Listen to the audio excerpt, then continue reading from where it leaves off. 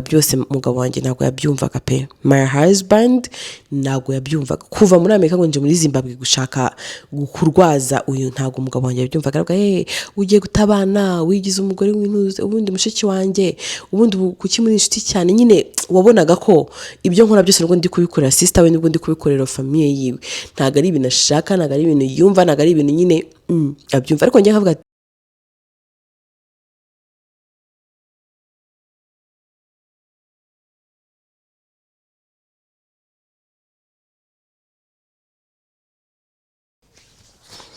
hi guys, how are you doing? Nize kumwe someze neza, so Imana barinze. Uyu munsi ni kwa gatanu and I want to wish you happy weekend all of you. Nimaze iminsi nta story rero kwa nimaze iminsi ndwaye, but I'm back. Ndibaza kurwara kwanjye biri gukira, numve kwa muganga, and niyo mpamvu muri ko nagize icyuyi. Numve kwa muganga, and so how are you doing? So before tuvuga story tuvuge kuri company kwa Girl First ni company ya shipping na logistic izana imizigo kuva Dubai no mu Bushinwa ikabigeza ni Kigali mu minsi mike cyane. And another thing, tubafasha kubona visa for free z'Ubushinwa, ni for free. So niba uri umuntu ukaba wifuza kuzadusangiza inkuru yawe umunsi umwe, watwandikiye kuri 0728444792 iri kuri WhatsApp. Uba hanze, uba mu Rwanda, anywhere you are, you can just send us message, no chit chatting or anything. It's just a message, ukatubwira story yawe, then tukazayivuga hano on my YouTube channel. And thank you so much. And abantu bose bako subscribe, made the road. Imana ibamere umugisha, Imana ibahezagire, Imana ibakubira igihumbi, kuko burya gukora subscribe nta kintu bisaba. Rero iyo umuntu abikoze mbifata nkaho nyine yakwitayo, yagukunze, nubwo ntacyo bivuza, ariko ni ibintu umuntu ashaka kwibagirwa really so easily. So how are you doing? So uyu munsi turi mfite rero nagari yarambabaje ariko I don't know. It's actually this yambwiye ati rero Deborah, njye nkiri umukobwa, umugore ntago aba mu Rwanda, muri Amerika. Njye nkiri umukobwa nari mfite my best friend wanjye, ni nawe byarangiye nshakanye na musaza we. Best friend wanjye nyine twarakundanaga, twari inshuti cyane, byo ndivuga ngo umuntu ni inshuti yawe magara mfe ntunsige, kuko twariganye Ishangi. Actually Ishangi ni wacu Cyangugu, ngo bariganye muri iyo Ishangi muri kigo cy'abakobwa mu wa mbere secondary kujya mu wa gatatu, then mu wa kane bamera nk'aho batandukanye. Ariko mu wa gatanu uyu mukobwa aza kuva ku kigo yigagaho ajya ku kindi, asanga nawe mushuti we niho ari. So batangira kwigana rero from that day baba inshuti, baba nka famille, kugeza aho yajyaga nyine aza akajya iwabo w'umukobwa, akajya iwabo wa best friend wiwe, nawe akaza kumusura. Nyine bari inshuti cyane bari inshuti biteye ubwoba. Noneho umunsi umwe uyu nguyu rero ngo akirangiza secondaire yabonye nyine Bruce ya leta, ajya kwiga hehe muri Amerika. Ariko nafite abantu bakabajyana kwiga muri Amerika, yabonye Bruce ajya kwiga muri Amerika. Uyu nguyu rero abona Bruce kujya kwiga Butare, bajya kwiga Butare, ariko bakomeza ari inshuti. Musaza w'uyu nguyu rero atangira nyine kujya bivugisha uyu nguyu, agezeho nyine aramukunda. Amaze kumukunda barakundana nyine, bigiraho n'uyu barashaka, baza gukora ubukwe mu Rwanda. Bamaze gukora ubukwe bagenda hehe muri Amerika, bakomeza nyine nawo ndari inshuti. Urumva yimba noneho yabaye na berserwe, byari byikuze nyine, bari aba best friend cyane pe. Urumva bakavugana, n'umugabo we nyine bakundana. Ati Debe ndacyazana ko ingwe tubyara umwana wa mbere. Haciye iminsi actually even my sister in law aza kubona umuntu uze umugabo nawe barashakana. Nyine it was byari byiza cyane icyo gihe. Mva umugabo wanjye atabona ibyangombwa, ngenza nta bukwe. Nyine mva twarakundanaga pe mu bintu byose. Muri ubwo buzima rero umugabo w'uyu muntu uze nyine yari yashatse w'uyu berser wanjye, yamubereye umugabo mubi nyine, ntabwo yamubereye wa mugabo mwiza. Umva ati berser wanjye nyine yari best friend wanjye, ariko na berser wanjye yari afite akazi keza, akazi akaruko gatunga urugo, kishyura abana minerva ibintu byose, kandi umugabo nawe afite akandi kazi. Ariko ndakurahiye umugabo we aramunanira pe, amubera indaya, amubera babandi birayitwa abagabo b'ibikora, you understand. Ariko hanga guturwo, arakomeza nyine abaho ngaho. Babyarana abana babiri b'abahungu, bamaze kubyarana. Nyuma amaze nk'imyaka, nk'umuto afite imyaka 9, aza kubyara undi mwana w'umukobwa. Atariko njyewe nyine nabyaye abana 3, kwa kundi ubyarira rimwe nyine bagakurira rimwe. So tubaho muri ubwo buzima. Uyu mumama nyine uyu nguyu ubwo ni berceri wiwe aza gufata gahunda yo gushaka ikintu yakora, ikintu gucuruza, akava mu kazi yakoraga nyine kugira arebe ko byakunda. Aravuga ati rero aza kuva mu Rwanda ajya muri Zimbabwe. Avuye mu Rwanda ajya muri Zimbabwe, abana akabasigira umugabo, agasanga abana ntibakaraba ntibarya kandi yaragiye mu kazi. Abana none baragira abo arabimura, abanyarwanda bose nyine n'umugabo arabimura, bavuga ati n'ubundi nawe ntacyo ukora hano, vaho tugende. Bajya muri Zimbabwe batangira gukora nyine batangira nyine gukora muri Zimbabwe, bagenda barakora. Ati bari bafite iduka rinini cyane, umva barakora pe, barakora ariko bo nyine bafitanye ibibazo. Umugabo yagiye hano, ibintu nk'ibyo ngibyo nyine, umva ibibazo biravuka. Umugore nyine berceri akajya amamaga ngo asheri wanjye kamubwisa ukuri, umugabo ndamurambiwe, umugabo arananiye, ntabwo nzi icyo ngomba gukora. Story kan mfunge telefone, urumva ntabwo nzi icyo ngomba gukora, ntabwo nzi ko ngomba kubigenza. This is too much for me, I can't. Arangije aramubwira ati none se tubigenze gute sheri wanjye, tuzabigenza gute? Arangije aramubwira ati nta kindi kintu mfite njye nakubwira, icyo nakubwira ni kimwe, wowe niba ushaka, kuko ngo abana be bari bageze muri segonderi, niba ushaka nafite abana bawe b'abahungu, urumva ngiye nkabazana hano, namara kubageza hano wowe ugakomeza ugakora, ukomeza nyine ukarwara n'uwo mugabo wanjye. Ndavuga ati hoya, ati abana banjye ndabaguma mbizirikeho, ibintu nk'ibyo ngibyo. Uribuka afite agakobwa gatoya, noneho aza no kugeraho uyu nyine berceri we arwara cancer. Amaze kurwara kanseri nyine mana ibibazo biravuka, araremba, ajya mu bitaro. Uyu mukobwa uyu yari best friend we nyine, ubwo ni na berceri na best friend. Ava hehe? Muri Amerika, araza ajya kurwaza best friend we muri Zimbabwe. Ariko ati ibyo nakoraga byose umugabo wanjye ntabwo yabyumvaga pe, my husband ntabwo yabyumvaga. Kuva muri Amerika ngo nje muri Zimbabwe gushaka kurwaza uyu, ntabwo umugabo wanjye yabyumvaga. Aravuga ugiye gutabana, wigize umugore w'intuze, ubundi mushiki wanjye, ubundi kuki muri inshuti cyane. Nyine wabonaga ko ibyo nkora byose nubwo ndi kubikorera sister we, nubwo ndi kubikorera famille yiwe, ntabwo ari ibintu ashaka, ntabwo ari ibintu yumva, ntabwo ari ibintu nyine abyumva. Ariko njye nkavuga ati wenda wowe mufite ibyo mupfa, ni mushiki wawe, wenda simbizi, I don't even care, but she is my best friend, ni best friend wanjye. Turaziranye mbere ko tuziranye, kugira tumenye nuko nari muzi, kugira nkumenye nuko namumenye, kugira ngo ushake umbere umugabo nuko nari inshuti yanjye. So babaho ngaho rero, umugabo akamubwira ngo yabyihorere. Ati na mbere, kuko na mbere uyu mugore ajya kujya gucuruza muri Zimbabwe nyine, aramubwira ati mfite amafaranga, ariko amafaranga mfite ntago yeneye nyine ku buryo nagenda nkashinga iduka. Ndavuga ati amuheza 25 by'idolari. Aramubwira ati 25 wongeraho ayo ngaho ufite ugende. Aramubwira ati narabikoze umugabo wanjye yamaze icyumweru yirirwa asakuza ibibazo byaravuze ngo se umuntu nyahe ko ari mushiki wawe, ko ntayafashe ngo nyahe musaza wanjye cyangwa undi muntu, ubu nyahe musaza wanjye byagenda gute wa umugabo ngo ya nta mpamvu afite umugabo we igenda nyine aho kugira byari ibibazo bikomeye. Urumva arangije umuntu wese nyine nyine ava muri Amerika aramanuka ajya muri Zimbabwe. Ageze muri Zimbabwe nyine ajya kurwaza berceri we. Adebe naramurwaje, bigezeho ndavuga ati ya kino gihugu ndabona baca amafaranga menshi, reka mumanure mu Rwanda, ndamuzana n'umugabo we, turamanuka hano mu Rwanda n'abana. Atari ko muri icyo gihe cyose uwo mugabo se wakoraga muri iryo duka, ndakurahiye ntiyashobora kwishyura umugore n'atanu.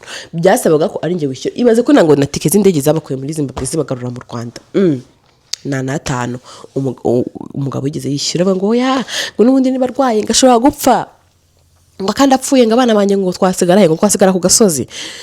Amwatuya ati noneho umugore nyine wa ndi wari urwaye kwa muganga, aravuga ati noneho ibi bintu ka tubigurishe dutaye tujye mu Rwanda, urumva nitugera mu Rwanda tuzakora. Ati nawe uri umugabo wanjye uzashaka ibindi bintu ukora kuri aya mafaranga. Baragaruka mu Rwanda ku bya 2024 niko yambwiye. 2024 ngo nko mu kwa gatanu ngo bagaruka mu Rwanda. Agarutse mu Rwanda urumva baragoshije ibintu byabo byose bari bafite, bari baraguze muri Zimbabwe. Baragaruka abana babo ni bakuru, babikurangiza segonderi. Umukuru kurangiza segonderi baraza bashaka ishuri, abana bajya kwiga na gatoya kigaga muri primaire mu wakangahe kajya kwiga nako gashaka ishuri. Uwo mugabo nawe araza, barumvikana n'umugore nubwo yararwaye ntabwo ari umusazi, barumvikana nyine bashaka ikintu cyo gukora, nyine bashinga idindi duka n'ibiki byose. Noneho muri kurishinga, urumva umugabo w'uyu mugore wari urwaye ngo ati yarakumubwira ati singiye kubeshya, sinigeze kongera kumubona mu rwakandagira. Naramazaga se kutagitanguze kureba umugore n'abana ufite ikihe kibazo atari kuse uwuhe mugore umugore ararwaye kanseri ndakumwica njye nta mugore mbona skeleton ati rero uzagenda karanyisha ati rero ibyanjye by'ubunyamerika biba biraje mbamuhaye urushyi ati uyu mugabo si umugabo wanjye ariko yarankubise pe abarankubise umva ndavuga ati binago bishoboka mba ndamwe ntuzanagaruke hano abaragiye amaze kugenda hashiye iminsi mushiki w'uyu mugabo n'ubundi kuko mushiki w'uyu mugabo nyine uyu nyine wari umugabo wa Berceri wiwe araza aratubwira ati ariko se murabizi ko musaza wanjye ashatse undi mugore aha haranga se ntabwo mubeshya ati nukureke Imana abana n'umukobwa aha tumukobwa aranatwite n'ubwo wenda ashaka kutagaragara ko yarabimbwiye ko atwite kuko uwo mumama nyine ni umumama mukuru we ngo ntabwo ashyigikiye akigerekeraga iki amakosa noneho birangira uwo ngo nyine umugore avuga ati ndarwaye sinzi ko nzanakira nirwa kuri kimo nta mbaraga nta kiwoya umugore ngo bamujyane nyine yajyaga kuri kimo buri nyine iminsi myinshi arayikora iya mbere n'iya kabiri atarazengera neza ati rero umwaka uri kurangiza 2024 niho yagize gutya yitaba Imana amaze kwitaba Imana ndakurahiye umugabo we ntigeze aza no gushyingura ntabwo yigeze aza gushyingura ntabwo yigeze agira gute cyakora musaza we noneho yaremeye azana n'abana bava muri Amerika baraza turashyingura mushiki wiwe nawe mbona agahinda kamwishe ndanje turicara rero muri famille turaganira ati kuko mama w'umwana ngo ajya gupfa yaravuze ati rero kamukubwira wari inshuti yanjye cyane pe wari inshuti yanjye magara naragukundaga wari wambereye imfura wambereye buri kimwe cyose reka nkubwire rero ndakwinginze aba bana banjye ntuzabarekire papa wiwe papa wabo niba yagiye gashaka undi mugabo abana banjye aho uzajya muzajyane mfite amafaranga ya naya uyafate uyabashakiremo ibyangombwa ugerageze babone ibyangombwa mujyane ntuzabasige muri runo Rwanda ntuzabasigire uyu mugabo kubasiga mu Rwanda nta kintu byari bimutwaye niko yavuze nta kintu byari bimutwaye atariko mu gihe uzabari kwashakira ibyangombwa ntuzatume begera uzabareke babe bari kumwe kwa na nyirasenge nibamara kugirana kuko uyu musaza uyu mukobwa na mushiki na wa mugabo byancanze bari imfubyi nta babyeyi ntacye uzabasigire uyu ushangazi wabo niwe wenyine ushobora kwizera ku bana banjye wowe fata inzira ugenda ubashakira ibyangombwa ati ngiye nta n'ukuntu byangoye pe ko ntago byangoye nagiye kuri ambasade ya Amerika ndabisobanura ko nyine ari umunyagihugu n'ibiki byose arabasobanurira arababwira nyine abana batangira nyine babakorera dossier maze kubatora dossier ati umugabo wanjye arataha n'abana banjye nabo barataha basubira muri Amerika bamaze gutaha bamaze gusubira muri Amerika ati nta n'ukuntu nigeze ngiyemera amezi 4 cyangwa 5 ntarabona ibyangombwa narabibonye narabivuze ndabisobanura ndavuga ati abana nta famille yindi bafite famille yari hari ni mama wabo yitabye Imana na musaza wabo ari we mugabo wanjye nanjye ubwo ndi anti wabo ntago babana rero nabasiga ibintu nk'ibyo ngibyo na mushiki wowe wa mugabo araza arabihamya aravuga ati oya nago abana bagomba kugumana bagomba kujyana n'uyu mama muri Amerika ati noneho ngewe rero byabaye ngombwa ko hari icyo umugabo wanjye yarambwiye ati hari ikibazo kivutse mu rugo urumva ati wowe ihutuze abana niba ibyangombwa n'ubundi byabo bamaze kubashaka babemereye wowe usige passport juste kuko ngo yarasize yohereje passport nyine kwa kundi weza passport aravuga ati ibindi byo na anti wabazabikurikirana n'ibintu ati navuye mu Rwanda nzi ngo ari emergency baye mfata indege ndagenda nari maze hafi imyaka n'igice ntagera muri Amerika ndagenda ngezeyo sanga nuko Imana nta kintu kimwe cyabaye ndavuga se bimeze gute ku cyuma magaye kandi nagomba kuzazanzanye n'abana ngo yango ngo umwaka n'igicengo aradutaye n'abana baye kugira ko tutagukumbuye ibintu nk'ibyo ngibyo none abaza nyine ngo yamuhamagaye ngo imba kana kabo kagize accident basenze ko ngo ari yabigenje ari amubeshye ngabaza umuhungu aramaze kuko atereka reka ahubwo papa yashakaga ko nguta aramaze ko ikishaka ati nge nago nshaka kuzazana abana bamushiki banjye hano ati barabana bafite se saza ndabiteho aramaze se ufite iki kibazo urantaga ari mushiki wawe ati ni mushiki wanjye tinda namukundaga ati ariko barabana simba shaka hano ntago nshaka ko bazaza hano aramaze se kubera iki mbwira impamvu yumvikana ivuga ngo aba bana ntago bashaka hano do you have any reason aranjira mubwira ati we nta reason nimwe mfite atariko ngiye barabana simba shaka nuramukuna bazanye hano ntago ngiye bazaba muri iyi nzara ati okay niba icyo kibazo ufite nta kibazo ati nzabashakira yabo nzubabemo kuko ngiye mfite nta kibazo mfite cy'amafaranga akazi kanjye uyu mugore nyine yaravuze ngo afite business hari ubwo ntago nzi ibyo akora urumva mfite akazi hano mfite buri kimwe cyose nzanabana akazi bakore ariko ntago ushaka gukora bino bintu umugabo ngo arasara induru ziravuga. Urangije umugore aramubwira ati ngenda ajya kukurega ko hari kujya kurega burya umugabo ngo ari kugoza ku nkeke. Umugabo ngo aratuza aramubwira ati reka mbwire. Umugore aramubwira ati nutemera ko nzana bari abana njye nawe tuzatandukanya. Uriya yari mushiki wawe uretse n'icyo ngicyo yari inshuti yanjye magara, yari best friend wanjye yambereye buri hamwe hose, naramukundaga naramurwaje kugeza apfuye. Urashaka abana basigarana na mukase? Umugabo watinyutse kujya gushaka umugore, urumva, kujya gushaka umugore ataramara umugore akirwaye, bataranavuga ngo bataramenya ko azanapfa cyangwa azanakira. Uwo ni umuntu wo gusigira abana. Umugabo ati ngiye ntago bindeba. Uwo mugabo rero umugore ahita avuga ati saza, ati nsohokera. Umugore nyine baramwirukanye avuga ati depe umugabo nyine se mwirukanye, ndamubwira ati mvira ahangaha. Abonye ko nakaniye mu gitondo ndabyuka nsaba imbabazi, aramubwira ati mbabarira, kuko bingo byamaze nk'icyumweru biba nyine birirwa batongana. Umugabo aramubwira ati oya, bari abana njyewe n'abana ba best friend wanjye n'abana b'inshuti zanjye ntabwo nzabareka. Wowe niba bikubangamiye noneho hari n'abana ba mushiki wawe, wowe wakababereye oncle muzima, ukaba uri wowe kuvuga ngo ntabwo bashaka, ntabwo byumvikana. Umugabo arangije ubwo ni mu 2025 ngo nyine mu mezi ya mbere, umugabo aravuga ati okay nta kibazo noneho uzabazane. Umugore yagomba kugaruka nyine mu Rwanda akaza akabafata bakajyana. Ageze gutya passport ye abarayibuze, nyine passport yiwe ya hari abarayibuze. Arashaka nzi yose ayikubita hasi arayibura. Amaze kwibura arabaza se nta muntu, ati nta n'ukuntu icyo gihe yiza bikeka, ati nta muntu wabana mfatiye passport. Abaza akana ke gato k'agakobwa kase nta, did you see my passport? Ubwo nuko amubajije nuko mbitekereza sorry abaramubwiye ngo yigo. Atamubwira oh nabonye papa wanjye, papa niwe wari uzifite. Ati nazibonye zikora mu shakoshi za atashye, aramubwira ati ma passport, ati ngiye nayo nafashe umukobwa yarakubonye, ati ama passport yawe ibibazo biravuka baratonga. Aramubwira ati ngiye narahishe, ntabwo nshaka kuzana bari abana, nabyemeye ntabishaka, ngiye ntabwo nshaka izindi, ntabwo nshaka ibindi bintu. Ati barashwana. Aramubwira se man umwana abana bamushiki wawe koko mufitanye ikihe kibazo? Urumva ibyo ngibyo birarangira. Bimeze kurangira mu passport yo mugura agura tike ava muri Amerika araza. Urumva araza, abana nabo bari barabonye visa, bafata abagura amatike arabatwara. Urumva bagezeyo basanga umugabo nyine ngo babategura no kurara, nyine abateguriye. Arangije ngo ahita bicaza muri salo. Urumva umugabo we ubwo ni oncle wabo.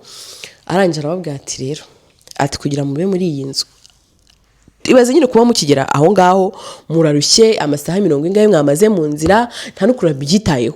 Yahise avuga ati mwicara aho tuvugane, ati hano nta muntu uzahaba for free, muzishyura kuba hano. Umugore agiye kuvuga ahita yibuka ko abo bana niho bakiza, niba batangiye gutongana n'umugabo we birabibazo. Ahita afata umugore amubwira ati va tujye mu cyumba, ati twaratonganye. Ndamubwira ati nta soni bishyure se ababyeyi bo barishyura cyabara n'abacu, abangaba n'abana baje kutubera umutwaro. Aravuze ngo aje kutubera umutwaro, none se umutwaro n'uwawe njyewe ibyo ngibyo ikibazo ufite ni iki? Yesu amubwira ati n'ikindi niba ari ibyo ngibyo njyewe turahitamo, urahitamo kubana n'abana amahoro ubaha agahenge, cyangwa uhitemo gusohoka ukagenda njye nawe tukazakora divorce, kuko njye bano bana ndabahitamo 100%.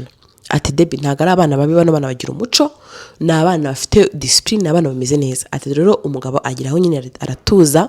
Urumva aratuza aravuga ati okay, ati na nyine aratuza aravuga ati okay reka tujye tubana.